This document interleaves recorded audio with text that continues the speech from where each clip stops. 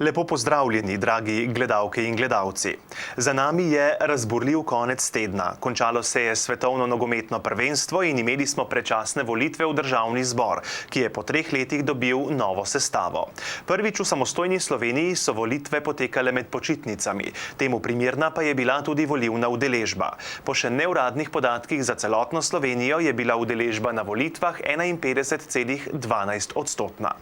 Kot je že znano, se je večina volivcev odločila za stranko Mira Cerarja, ki je pridobila 36 poslanskih mest. SDS-u jih pripada 21, Desusu 10, koaliciji Združena levica 6, Socialnim demokratom 6, Novi Sloveniji 5 in Zavezništvu Alenke Bratušek 4 poslanska mesta. Tudi volilna udeležba v Zasavju je bila več kot 50%. Lahko pa se pohvalimo, da smo dobili 5 oziroma 6 poslancev. V Zagorju je največ glasov dobil Marjan Dolinšek, kandidat stranke Mira Cerarja, za katerega je glasovalo 40,11% volivcev. Prvič v politiki in takoj poslanec. Kakšni so vaši občutki? Občutki so dosti mešani, ker je tu moja prva pot v politiki. Potrebno se bo počasi na novi ritem navaditi. Ste pa verjetno že veliko razmišljali o vašem bodočem delu. Katere bodo vaše prioritete? Sigurno, da sem že v teh dneh razmišljal. V prvi vrsti bodo, da se seznanim z situacijo, kakšna je, in pri sebi prvo ugotovim, na katerih področjih lahko najprej prispevam svoj delež pri spremembah, katere rabimo. Sigurno, da pa v ospredju na prvem mestu bojo vse, kar se tiče našega Zasavja. Vaše izkušnje za sedaj še niso velike, vendar imate pa veliko entuziazma. Mislim, da je to največ, kar rabiš, in če imaš ta entuziazem in pa moč, elan, pripravljenost, potem se da marsikaj narediti. Torej se boste borili za naše Zasavje? Sigurno, ker sem bil izvoljen tukaj v Zasavju. In kaj vam bo pri tem pomagalo? Pomagal mi bo vsekakor spodbude, ki sem jih tudi v teh 2-3 dneh od izvolitve bil deležen iz raznih delov Zasavja, ne samo iz naše občine Zagorje, in to mi daje neko spodbudo, ker vidim, da sem se prav odločil. Sigurno, da pa zdaj pa vsi pričakujejo rezultate in pa v prvi vrsti neke spremembe. O tem bomo pa drugič. Vsekakor. V tej priliki si, če si lahko dovolim, bi se želel zahvaliti vsem volivkam in volivcem, ki so oddali svoj glas. V prvi vrsti pa sigurno, da so sploh odšli na volitve. V Hrastniku, kjer je Vojka Šergan iz stranke Mira Cerarja pridobila skoraj 37% glasov, Ivan Hršak iz Desusa pa 18,99%, je bila volilna udeležba 50,99%. Izredne volitve so za nami, rezultati sicer neuradni, so že znani. Kako komentirate vi uspeh vaše stranke? Ja, naša stranka, Demokratična stranka upokojencev Slovenije, je dosegla seveda najboljše rezultate v dosedanji zgodovini. Očitno je naše dobro delo se je obrestovalo, volivci so to nadgradili in pravzaprav nekako takšen rezultat glede na ankete smo tudi pričakovali. Glede na to, da ste naš zasavski poslanec, kakšne so vaše prioritete za naprej? Prvo bi se zahvalil vsem mojim volivkam in volivcem, ki so me podprli, so mi izkazali zaupanje in povem, da ga bom tudi upravičil. Kar se pa tiče samega Zasavja, zakaj se bom zavzemal, so prvič nekako tale tretja razvojna os, ki še ni določena trasa, kje bo šla, ali bo šla skozi Laško ali skozi Zasavje, se bom zavzemal, da bi nekako le šla skozi Zasavje, da bi tu bila povezava nekako s predorom za Savinjsko dolino, da bi potem seveda naprej imeli Hrastničani in Trboveljčanke stranke, medtem ko Zagorjani seveda imate ta dostop preko Trojan, potem seveda na Dolenjsko, Belo krajino in Hrvaško, in pa kar je pomembno, seveda s to povezavo bi imeli potem tudi zaposleni, ki jih imamo ogromno v Ljubljani, najkrajšo in sodobno in varno pot v Ljubljano. Potem seveda tudi ta cesta Hrastnik Zidani, za katero je že sprejet državni prostorski načrt, da se čim prej začne graditi. Ta se bo sporedno gradila seveda tudi s hidroelektrarno prvo na srednji Savi Suhadol, to se bo to sporedno, zato se bom seveda absolutno zahteval, da se to čim prej začne, da se ne odlaša, ker vemo, da je finančna kriza pri nas kar velika. No. In pa tretji pomemben, rekel, tudi, seveda jih je več, ne. Projekt je pa ta izgradnja ceste skozi dol pri Hrastniku, to so posodobitev skozi sam center, to je predvideno v 2016 do 2019, to se pa tukaj samo zavzemil, da res plan bo ostal takšen in se zagotovijo sredstva. Tu so pa sredstva seveda polovico država, polovico občina, da bi to ozko grlo skozi dol in pa seveda s tem bi zagotovili tudi varno pot šolarjem v šolo, da se to izvede v predvidenem času. Gospa Vojka, je to vaše prvo udejstvovanje v politiki? Ja, tako bi lahko rekla, da sem popolnoma nova v politiki. Pa ste pričakovali, da boste izbrani, ko ste se kandidirali? Moram priznati, da ne. Ker recimo, če šele vstopaš, misliš, da se to šele pridobivanje izkušenj, ne pa že zmagano ali pa, bom rekla, uvrstitev med poslance. No. In kaj je pa bilo tisto, kar vas je motiviralo, da sodelujete v volitvah? Ja, bom rekla, da tiste osebe, ki so, mislim, me povabile v stranko Mira Cerarja, izredno spoštujem in potem sem se zamislila, da če resnično vsi rečemo, da bojo drugi za nas delali, potem ne pridemo nikamor in sem naredila ta korak in rekla, da sem pripravljena tudi sama sodelovati glede na izkušnje, ki sem jih pridobila v podjetništvu, v banki, na področju delovanja v društvu LAS za razvoj podeželja. Vse te izkušnje se mi zdi, da lahko zdaj uporabim kot poslanka, ker mislim, da je prav, da začnemo delati iz ljudi in za ljudi. No. In kaj bo vaša prioriteta? Predvsem gospodarske teme v smislu malih in mikropodjetij, potem pa podeželje. Podeželje kot tako, ker mislim, da se tukaj lahko ustanovijo podjetja, lahko so nova delovna mesta. Seveda ni pričakovati naenkrat 300 novih delovnih mest, ampak jaz pravim, da če bomo začeli z zlaganjem kamenčkov in teh drobnih zgodb, da potem lahko čez nekaj let govorimo o preboju in zadovoljstvu ljudi, ko bojo imeli kaj početi in delati in se preživljati. Verjetno pa tu tudi precej mislite na mlade. Ja, tudi na mlade. Naša stranka ima usmeritev, da mladi ne sodijo na zavod. S tem se globoko strinjam, da je potrebno vsakemu mlademu dati priložnost, da se tisto, kar ga veseli, preizkusi. In mislim, da bodo kompetenčni centri primerni, bom rekla, kot neka ustanova ali pa bom rekla nek prostor, kjer bi se mladi lahko usposabljali in potem stopali v podjetništvo. Trboveljska volilna udeležba je bila 53,68%. Irena Grošelj-Košnik, stranka Mira Cerarja, je dobila 36,5% glasov. Luka Mesec, kandidat Združene levice, ki je doma iz Železnikov in je kandidiral v Trbovljah, je dosegel 12,2%. Z obema se bomo pogovorili, ko bosta spet v Zasavju. V Laškem je 17,2% glasov dobil še en mandat kandidat socialnih demokratov Matjaž Han iz Radeč. Udeležba v Litiji pa je bila 53,74%. V 90-članski državni zbor je bilo na nedeljskih volitvah po neuradnih podatkih izvoljenih 32 žensk oziroma 35% vseh poslancev, kar je največ do zdaj.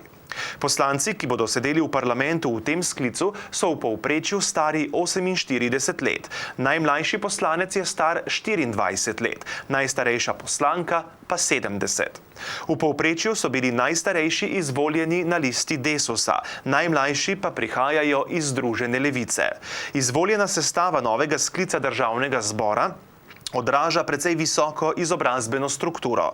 Prevladuje visokošolska oziroma univerzitetna izobrazba, kar nekaj je doktorjev znanosti. Tokrat med poslanci ni županov. Seveda pa bo kljub prepričljivemu izidu sestava koalicije zahtevno delo. V prejšnji oddaji smo že poročali o 5. Lojzetovem pohodu naših veteranov od Kuma do Triglava, ki se je začel 6. julija na Kumu. Pohod so veterani uspešno končali v soboto 12. julija.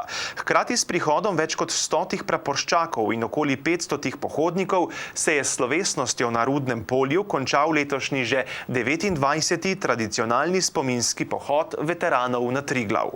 Pohod je posvečen spominu na partizansko patruljo, ki se je leta 1944 povzpela na vrh Triglava. Na pot proti Triglavu se je letos odpravilo nekaj manj kot 500 pohodnikov. Najstarejši je bil star 79 let. Slavnostni govornik na slovesnosti na Pokljuki je bil predsednik Združenja Sever dr. Tomaž Čas. Nekaj več pa nam je o tem povedal veteran Vojko Zopančič iz Hrastnika. Danes se je zaključil 5. Lojzov pohod. V čemu je razlika med lanskim in letošnjim pohodom?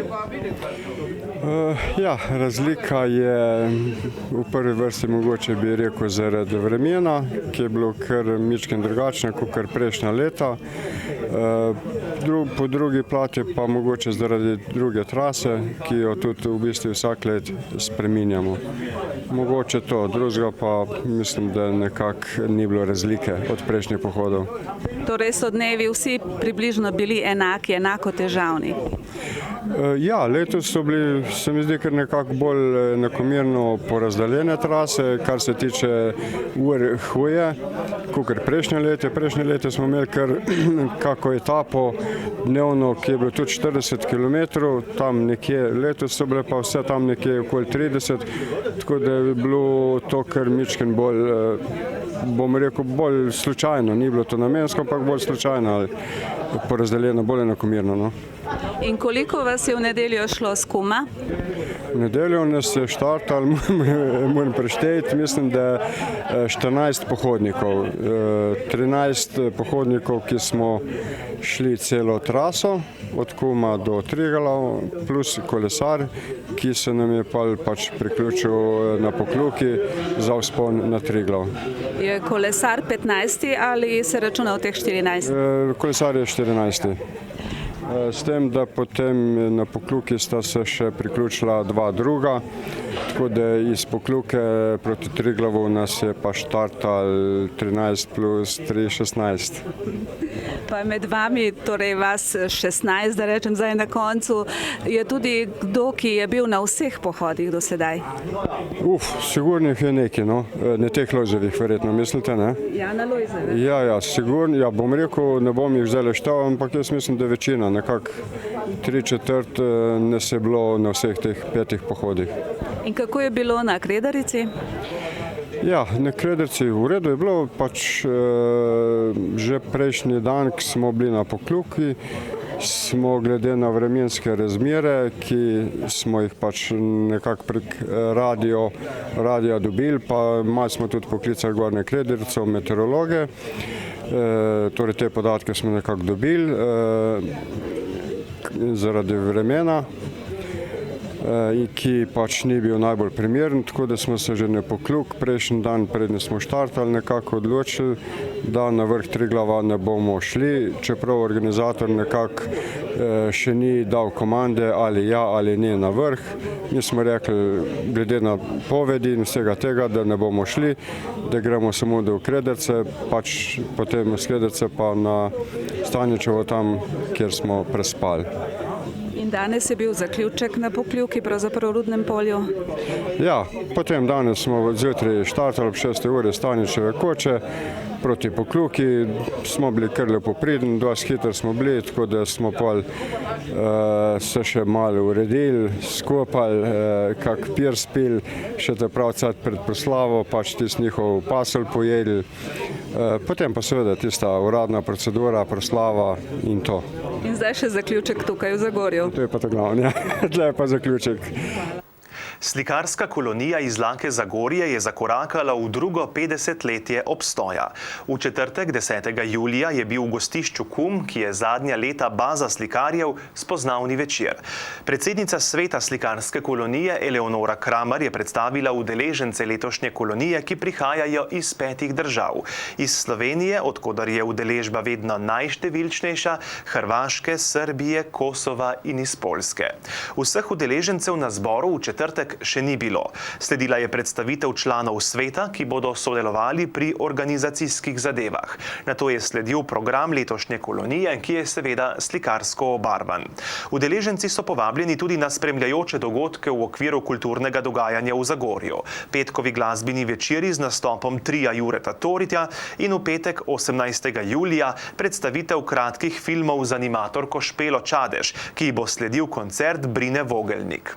V tem času bodo imeli udeleženci priložnost spoznati zagorsko občino, Ljubljano, za konec pa bo pripravljen tradicionalni piknik. Na koncu so se še predstavili udeleženci letošnje kolonije. Irena Gajser in Gregor Pratnekar iz Maribora ter Stane Jagodič in Tihomir Pinter iz Ljubljane. Zadnji je udeleženec kolonije v vlogi fotografa. Drugi sodelujoči pa so še Željko Mucko iz Hrvaške, Katja Pol iz Lendave, Istok Sitar iz Poljan, Stanislav Stah iz Poljske, Jelena Stojković iz Srbije, Hasan Tači iz Kosova in Kranjčan Klaudij Tuta, ki je letos že gostoval v zagorski galeriji Medija. Po koncu uradnega dela pa je sledilo druženje. Med tednom smo obiskali tudi udeležence slikarske kolonije v njihovem začasnem ateljeju v stekleni dvorani kulturnega centra Delavski dom. Kot vedno so dobrodošli vsi, ki jih slikarstvo zanima in seveda želijo videti, kako umetniki dejansko ustvarjajo. Nekaj besed nam je namenil član sveta slikarske kolonije Milan Razboršek. Letošnja kolonija, likovna kolonija iz Lake Zagorje je 51. po vrsti, sodeluje 11 slikarjev in kot že nekaj let smo seveda z veseljem v Delavskem domu v Zagorju nastanjeni in atelje, kot vidite v ozadju, je izredno primeren za ustvarjanje. In zdaj, kar se tiče pa samih slikarjev, pa 2-3 dni rabijo, da se spoznajo, da je ta komunikacija vzpostavljena, drugače pa bistvo naše kolonije je druženje in po 10 dneh, ko gredo narazen, ponavadi je težko slovo. Torej, to je neka kolegijalna osnova in na tej bazi tudi gradi naša kolonija. Dan pozneje pa smo obiskali še 8. otroško slikarsko kolonijo, ki je potekala v preddverju Delavskega doma. Približno 25 otrok je ustvarjalo najljubše motive na temo morja in sonca. Njihove slike pa so razstavili na mini razstavi v avli kulturnega centra. Kot vsako leto jim pri ustvarjanju pomaga član sveta kolonije, tokrat je bila to Lili Hribovšek. Otrokom pa pomagajo z nasveti člani slikarske kolonije.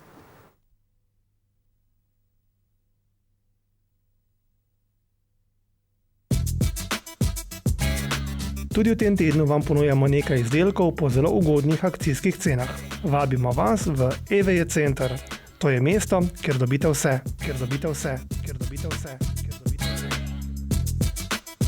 Zaključna dela v gradbeništvu, krovsko-kleparska dela, prenova kopalnic, čiščenje odtokov, proizvodnja energetsko varčnih PVC oken in vrat. Vse to in še več v podjetju Ahac. Pokličite 03 56 30 295.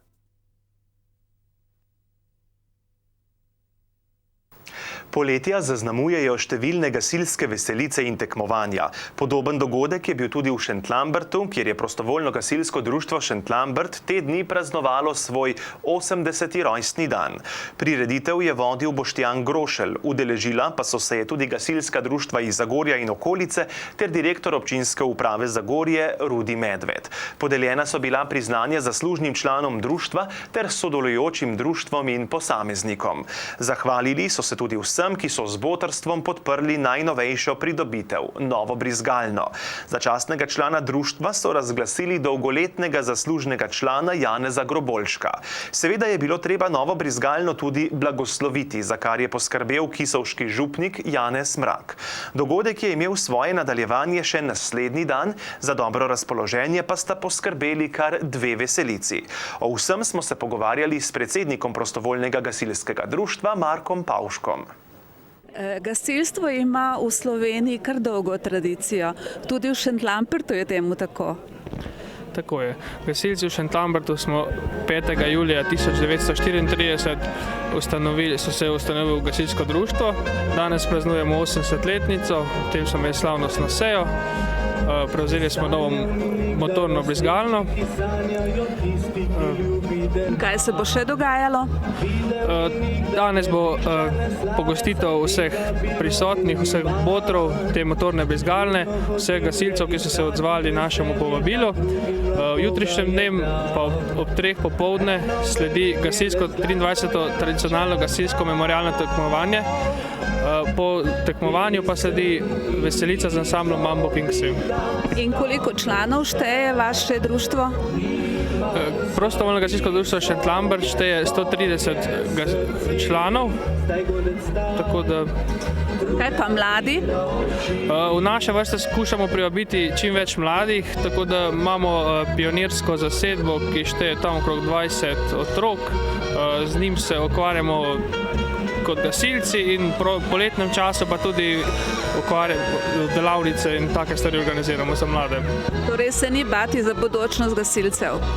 Ne, za bodočnost gasilcev se ni potrebno bati pri nas, ker delamo dobro in tudi otroci in starši vidijo, da lahko zaupajo otroke našim mentorjem. Rekonstrukcija in energetska sanacija osnovne šole Trbovlje, ki naj bi bila po terminskem načrtu izbranega izvajalca skladno z zahtevami iz razpisa predvidoma dokončana maja 2014, bo po novem načrtu končana do septembra 2014. Tako naj bi učenci, ki so med rekonstrukcijo in energetsko sanacijo objekta obiskovali pouk v objektih Strojne tovarne Trbovlje, Elektra Trbovlje, Doma Svobode, Gimnazije in ekonomske srednje šole Trbovlje, osnovne šole Ivana Cankarja ter podružnične šole Alojza Hohravta novo šolsko leto začeli v tako rekoč novi šoli. Prenova mestne ulice Kešetovo-Rudarska cesta na območju od križišča pri Zdravstvenem domu Trbovlje do križišča pri Dimniku ter od Dimnika do semaforiziranega križišča z glavno regionalno cesto poteka tudi v poletnih mesecih nemoteno. V tem času je spremenjen prometni režim in postavljene so delne zapore cestišča s semaforjem oziroma z odstopom prednosti. Urejen je tudi krajši lokalni obvoz prek Kešetovega, kar je označeno za začasno prometno signalizacijo. Dela bodo predvidoma trajala do konca avgusta 2014.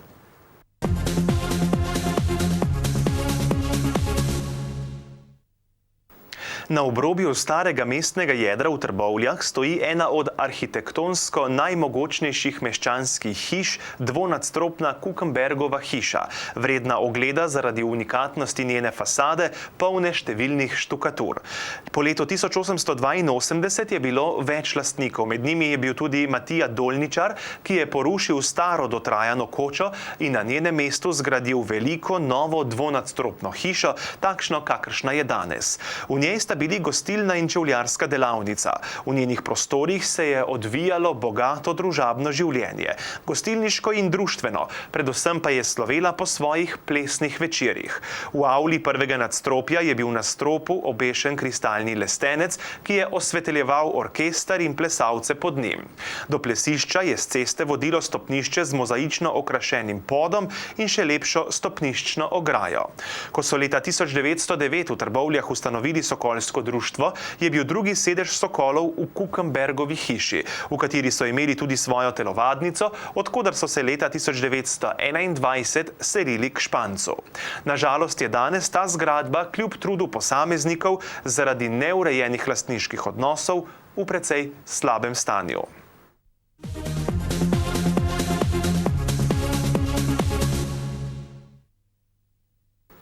V nedeljo 6. julija se je v portoroškem auditoriju odvijal festival Melodije morja in sonca, ki se ga je tokrat udeležila tudi naša ekipa. Od kar 84 prijavljenih izvajalcev se jih je na festival udeležilo in uvrstilo 14. Od teh pa so slavili naslednji. Posebno nagrado strokovne žirije je prejela mlada pevka Tonja Senčar. Nagrado za aranžma so pripeli Folk idolom, najboljše besedilo je prispeval Marko Gregorič v izvedbi Katarine Male. Obetavna izvajalka je postala Tonja Senčar. V celoti pa je zmagala skladba, ki je dobila največ glasov občinstva, žirije, radijskih postaj in telefonskega glasovanja. Rudi Bučar s Frčafelami. Več pa v prispevku. No, dogole, draga gledalke in gledalci, dobrodošli spred portoroškega auditorija, kjer bodo nocoj potekale 34. melodije morja in sonca. In ker so 34. po vrsti, bo nocoj kar 14 nastopajočih, naj jih nakratko naštejem.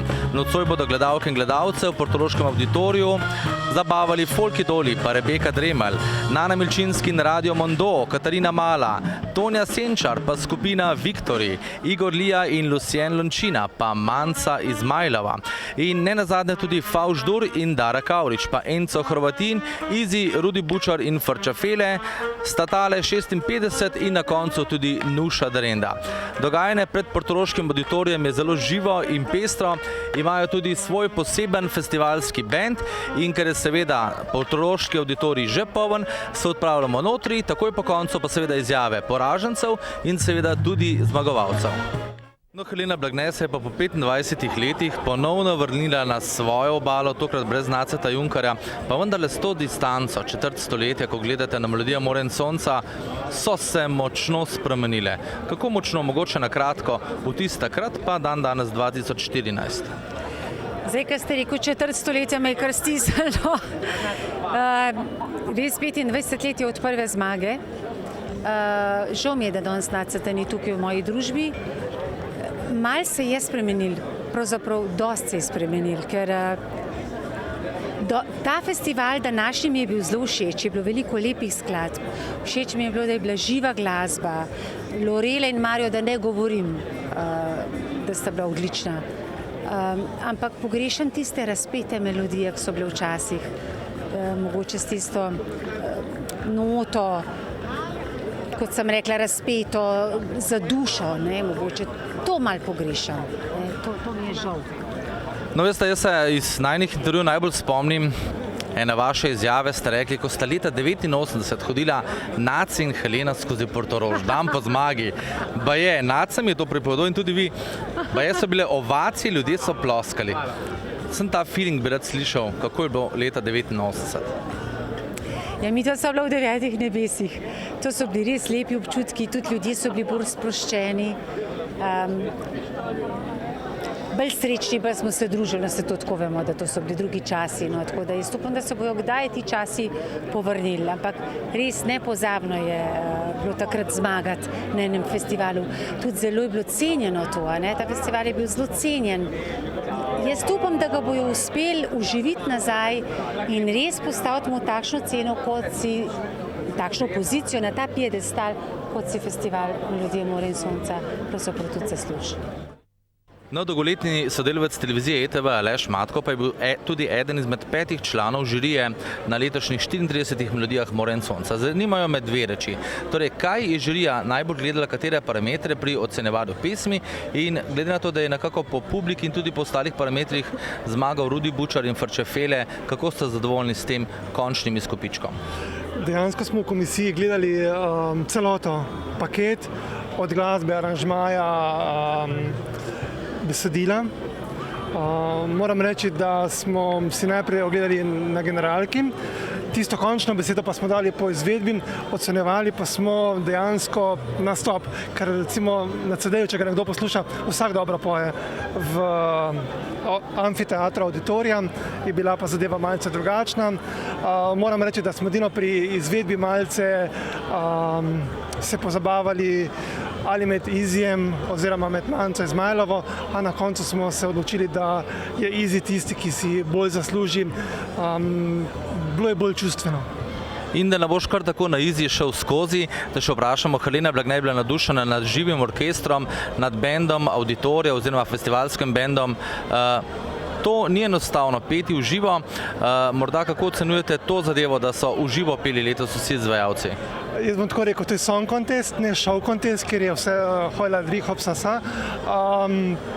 Podpiramo pa to in moram reči, da bo tudi drugo leto še bolj pompozno, še bolj zanimivo in mislim, da so tudi gledalci doma to opazili, da pač pojejo v živo. Zato pa so glasbeniki, drugače bi lahko vsak prepeval, drži? Drži. A boste tudi drugo leto imeli 5. sedež v žiriji? Nikoli se ne ve. Ja, lahko rečemo, da je Rudi Bučar že nekako navajen zmag, slovenska popevka, tam je bila zmaga in pel je naj traja. Tudi Melodija Morja in sonca so trajale 34. po vrsti in zmaga. Ste zadovoljni, ste srečni, ne vem, povejte mi. No, absolutno sem srečen. Nisem sicer tekmovalen tip, ne, ampak zgodilo se je. Zdi se mi zelo pomembno, predvsem za, bom rekel, za istrsko ljudsko pesem, kjer jaz pač jo zelo z velikim veseljem poustvarjam in ustvarjam. 3 plošče imam za sabo in jaz mislim, da je to velika priložnost v prihodnje, za Istro. Rudi, poglejte, letos je na Eurosongu zmagala Končita Wurst, nekako očitno je Brada tudi porok za zmago, vi ste imeli pa Frčefele na odru, ni bila Frčefela na odru. Morda kratek komentar? Ja, zgleda, da ena ne bi bila dovolj, ne.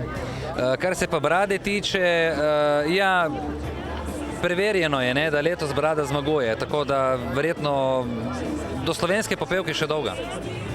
Bodiva poštena, Rudi Bučar, kar je pomembno glasbeniku in tudi nam je to, da se skladba, ki na nekem festivalu zmaga, potem tudi vrti na radijskih postajah. Lanskoletna se vrtela ni. Računate, da se vaša bo? Računam in upam, ker mislim, to je smisel, no? Vsaj mi glasbeniki ga vidimo tako, vsaj tisti, ki se profesionalno s tem ukvarjamo in živimo tega. Pretekli konec tedna pa se je v Čatežu pri Trebnjem odvijal festival Študentski vikend inteligence in cvička imenovan Švic. Tako kot 11 let prej so se tudi letos organizatorji potrudili in pripravili pester program, na katerem so bili študentje iz vse Slovenije in tudi zunaj naših meja. In kaj so pripravili letos? Vsako leto pripravite pester program, tako dnevni kot nočni. Kaj ste letos pripravili?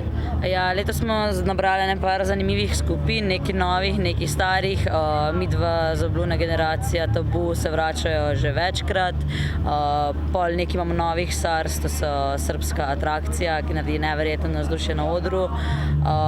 Kar se tiče pa dnevnih aktivnosti, poskrbimo, da obiskovalec, ko pride sem, lahko parkira svoj avto, postavi šotor in potem ima en kup enih stvari, ki jih lahko dela v tem vikendu. Tako da se večina obiskovalcev čisto popolnoma odklop, ima dovolj aktivnosti, od lakiranja nohta do urejanja frizure, izposodi si lahko rekvizite, družabne igre, lahko se udeleži študentskih iger, odbojke na mivki, se kopa v bazenu, spoznava osnove oživljanja in uporabe defibrilatorja s pomočjo reševalcev in tako dalje. En kup enih aktivnosti je, no, za katere poskrbimo, da se obiskovalci lahko zabavajo v teh 2 dneh. Letos je malo zagodilo tudi vreme. Kaj pa pravijo na to obiskovalci? Načeloma jih niti ne skrbi. No. Postavili so šotor, mi imamo tudi en kup pokritih površin, na katerim lahko mirno pojejo, popijejo, kar želijo. Meni zgleda, da bi kdo popokal kufre in šel domov, vstajajo, vztrajajo z nami, imeli se bomo fajn. Včeraj smo videli, da se je ena krlovlohca mačkam pregnala pod streho, ampak takoj potem se je vzdušje razdivjalo in se ni sploh poznalo, kot da bi bilo dež. Poglejva še malo številke. Katero leto je zaporedno Švic in koliko udeležencev je letos oziroma koliko je bilo prejšnja leta? Ja, tako začel se je pred 12 leti, se pravi, to je pač 12. festival. Prvič je bilo 50 obiskovalcev, šlo je zgolj za en vikend oddih prijateljev, ki so organizirali tukaj, še v bistvu na tej strani se je vse taborilo. Potem pa je zadeva ratala zanimiva tudi za več ljudi in se je vsak let več ljudi pridružilo in letos pričakujemo okrog 12.000 obiskovalcev v 2 dneh. To pa je vse, kar smo vam v tem dopustniškem času pripravili za danes. Vabimo vas tudi k ogledu naših drugih oddaj in vam želimo prijeten večer.